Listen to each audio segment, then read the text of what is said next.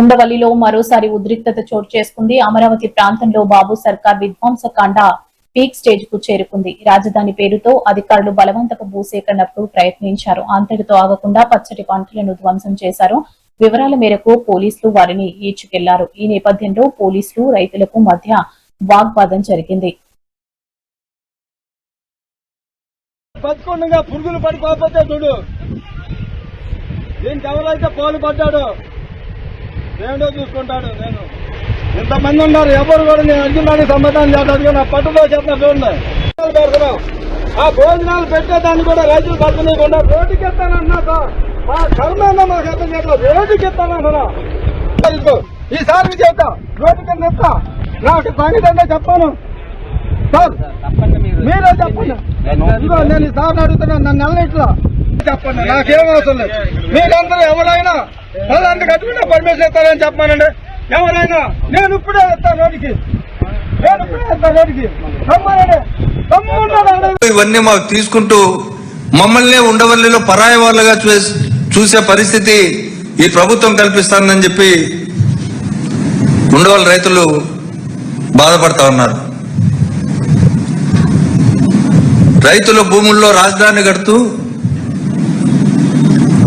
ఆ రాజధానిలోకి రైతులు రావాలంటే వీసా కావాల్సిన పరిస్థితులు తెస్తున్నారని చెప్పి రైతులు బాధపడుతున్నారు. అందుకే స్పష్టంగా వైఎస్ఆర్ కాంగ్రెస్ పార్టీ తరఫున మేము స్పష్టంగా ఈ ప్రభుత్వాన్ని కొన్ని ప్రశ్నలు అడగదలుచుకున్నాం. ఎందుకు హైకోర్టు తుది తీర్పు రాకముందే ఇంత తొందరగా భూముల్లోకి ఎందుకు వెళ్లారు? ప్రభుత్వం కౌంటర్ అఫిడవిట్ కూడా దాఖలు చేయకముందే బుల్డోజర్లను ఎందుకు దించారు ఈ భూముల్లో? రైతులకు అవార్డు పూర్తి కాపీలు కూడా ఇవ్వకుండా చెక్కులు ఎందుకు పట్టుకెళ్లారు? రైతుల నుంచి బ్యాంకు వివరాలు కూడా తీసుకోకముందే రైతుల పేర్లతో చెక్కులు ఎలా సిద్ధమయ్యాయి?